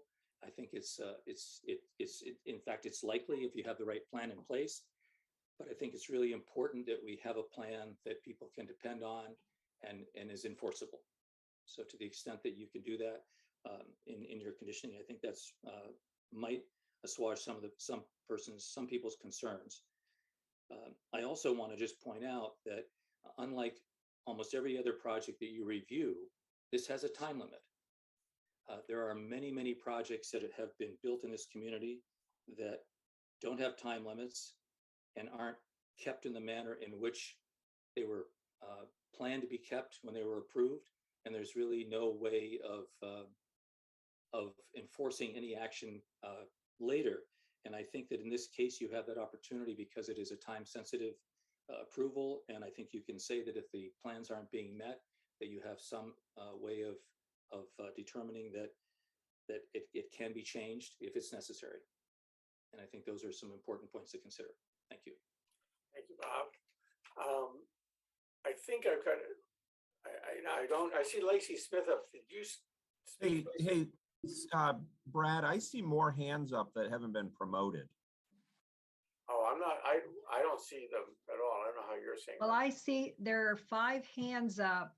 One is someone who has already spoken and the other 4 have not been sworn in. Oh, I thought we had everybody who was asked to speak in the beginning. So if I could just interject real quickly, there are a number of Mackenzie House residents. There are 13 residents in the room, and there are more people that would like to speak here, but we're all on the same computer is the challenge. Mackenzie House has already submitted a 77-page contribution towards review by the DRB. Yeah, I mean, at some point we're hearing, so I mean, it's very heartfelt, it's very good information, but it's also information that we're hearing confirmed, really, the concerns of different people. So I don't know how you saw people, Brooks. Yeah, well, if you go, you can see who the attendees are, and I see Christopher, Aaron Felker, Raven Smith, Matt Leota. I know Matt Byrne has his hand up. Nick Ash.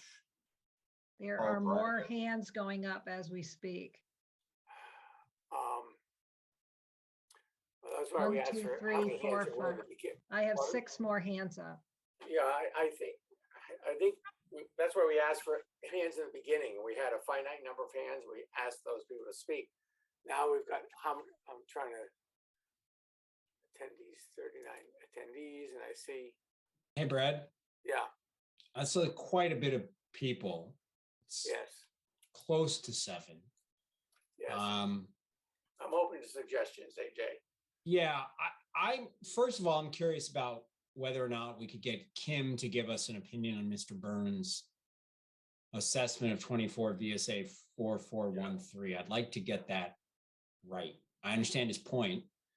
I'll save my opinions, but I'd like Kim to give us one. I'm also wondering if we want to consider sort of taking these comments and then continuing this to a next meeting to give Cito an opportunity to respond. I know I'm not ready to deliberate on this tonight based on what we're hearing. And I'm a little concerned that we could go around and around on this.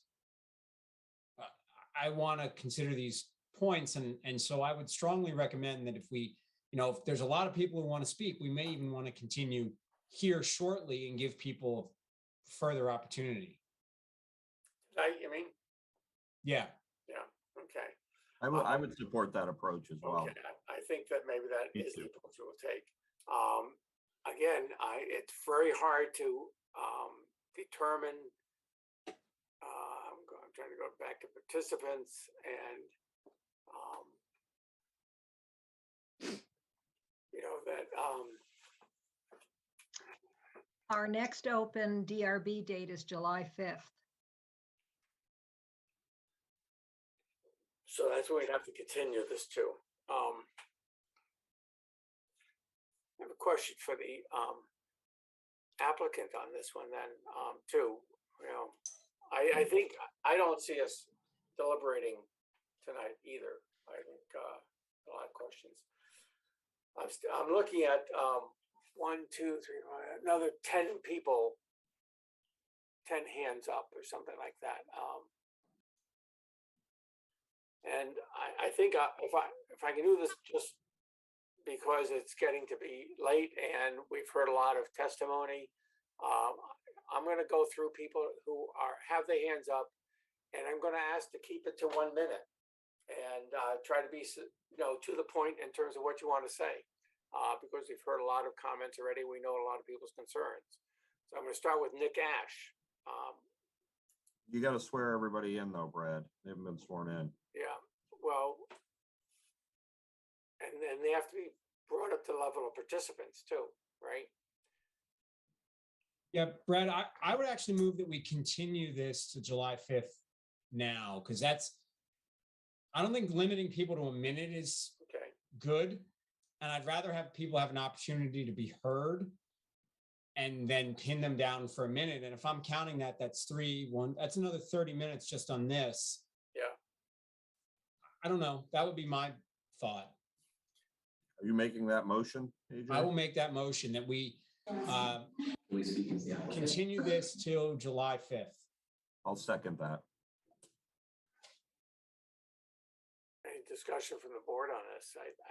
I think it's probably what we need to do. Would this also push back the? Please, can we raise our hand here? No, you can't raise your hand right now. Would this also push back the 48 Sunset Cliff applicant? No, we need to hear that it's been warned for tonight. That's part of the reason is that's another application. We have to be fair to them. Yeah. guess somehow we're gonna have staff have to keep track, because I don't want to have people who testified tonight retestify when we open this hearing again. And can I just, it's been seconded. I just wonder, because I think AJ makes a good point. I'd like to have the city attorney's office weigh in on the statute, because I'd like some clarity on that as well. And I don't know if we can get that prior to the next hearing. Or at the next hearing, but yes, we can ask the staff to do that. Yes. Okay. Okay, so all in favor, or any other discussion on the motion that AJ put forth? And it's been seconded. Okay, all in favor? 1, 2, 3, 4, 5. Jeff, are you participating in this one? No, I'm recused on this item. Okay, good. So we're continuing this. It was helpful to have written submissions from the public, and we've been looking at those. We had quite a few from the Mackenzie House, but also other people. I think the applicant also can understand some of the issues that have been raised. So we're going to continue this to July 5th. And Brad, I'll just speak for myself here, to the folks at the Mackenzie House, to the extent that you're weighing whether or not you should speak, totally up to you.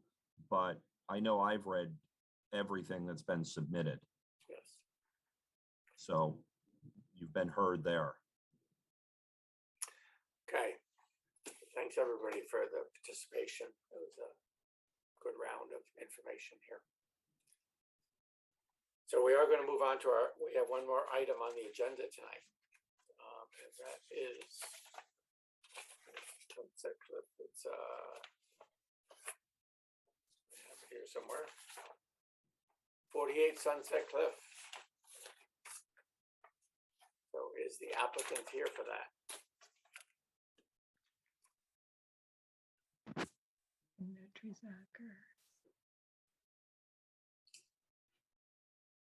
I apologize. I'm covering for Scott. So I see that the applicant is here. Is that Mort Zacher? That would be Mort. And is there anybody else who's going to be speaking on that item? Mort, is there anyone else that you'd like me to allow into the meeting? Our architect, Jeff, should be here. Our Jeff Commuter should be there too. But I'm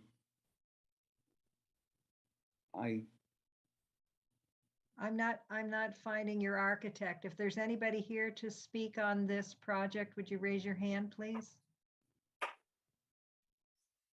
See him there, Mary, Jeff Kamuta. So do Got I. it. Yep. Yep, got it. There you go, Jeff. Thank you. Can you hear me?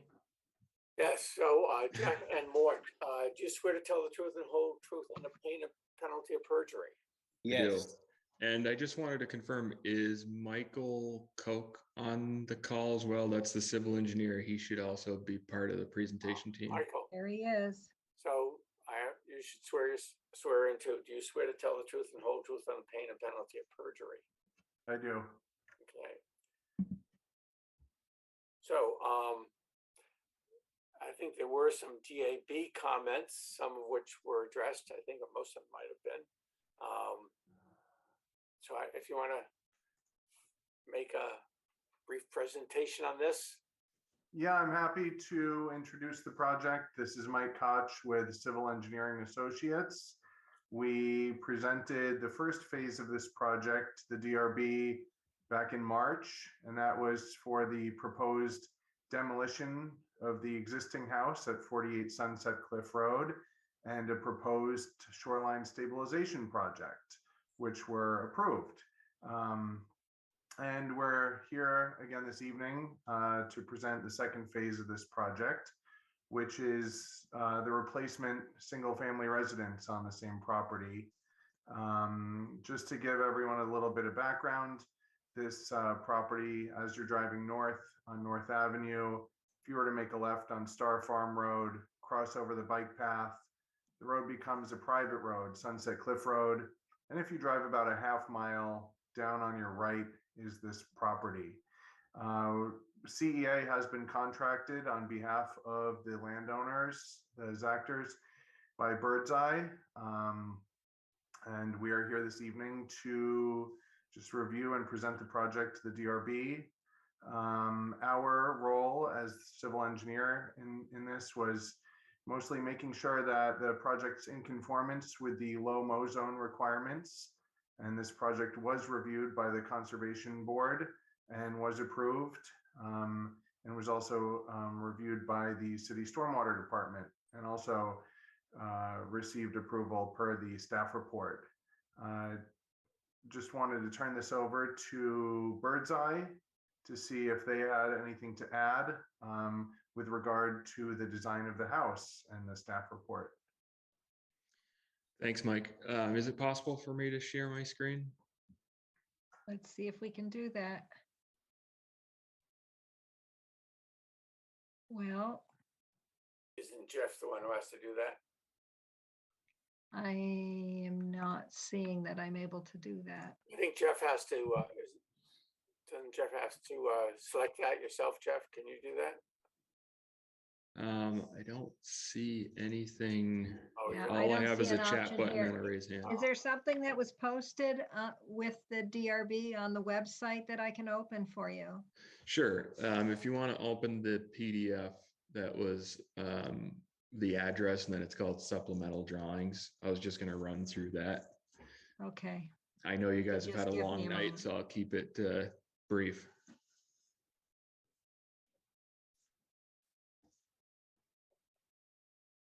Renderings and photos or project plans? It's probably the PDF renderings and photos, I believe is Okay. the one. Okay, let's try that.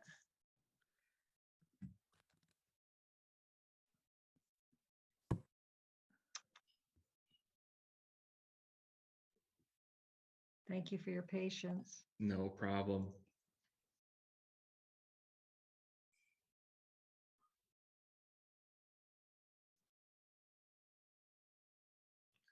Is this helpful?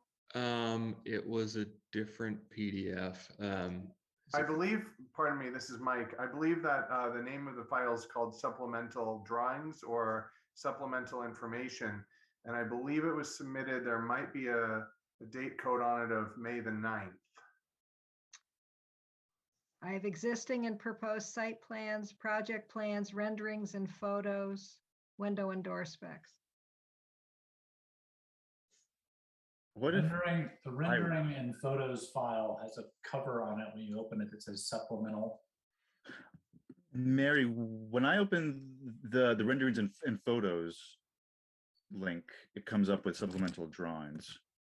Okay.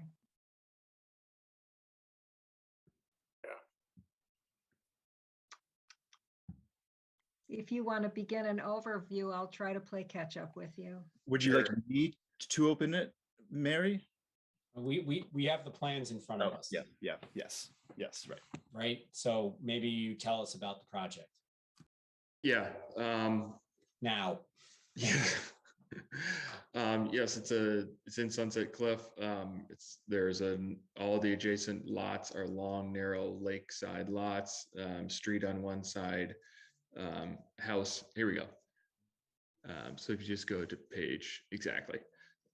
So our site's 48. It's at the top of the drawing. All the lots are similarly set up, long, narrow lawns that lead to a house on the lake. The house itself is shielded by vegetation from the road. If you go to the next slide, there was an existing home on the site which sat outside of the buildable envelope. That house has just recently been taken down after city approval to demolish and create a new seawall. The existing site also had two large spruce trees that flanked the driveway, provided screening for the yard and structure as well as for the driveway. Next slide. So in looking at how to redevelop the site rather than replacing the existing structure, we decided to pull the home back and reestablish more manageable and sustainable slope along the lakeside, and also locate the house within the buildable envelope. The site arrangement and the character of the existing house was carried over, and we would reuse the existing driveway location up to the spruce trees and then just cut it shorter and create a small turnaround to avoid any cutting of any large trees or vegetation. So using the site constraints. Next slide. This is the existing approach for the existing home. This is the driveway that we'd be reusing. You can see the 2 spruce trees on either side. Next slide.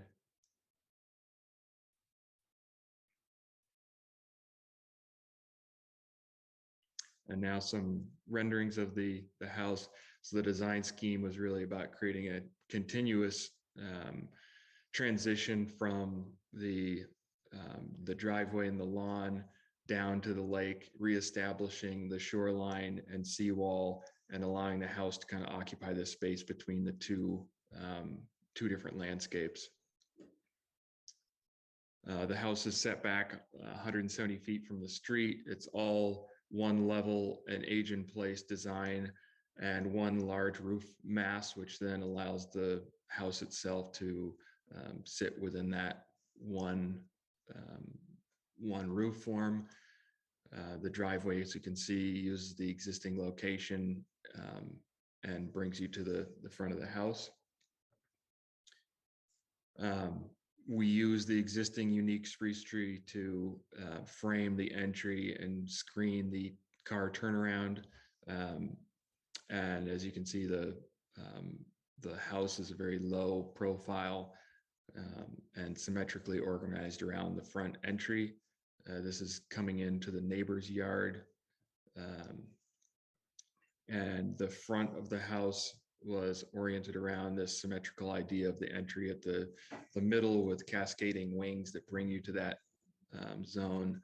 The 2 walls on either side of the entry then turn inwards and frame the foyer as you move towards the lake. So by removing that tree, just so you can see it for clarity's sake, that's the front facade of the house, all clad in wood under a metal roof. This is the main entry where you can see the 2 flanking walls turn in and become interior walls.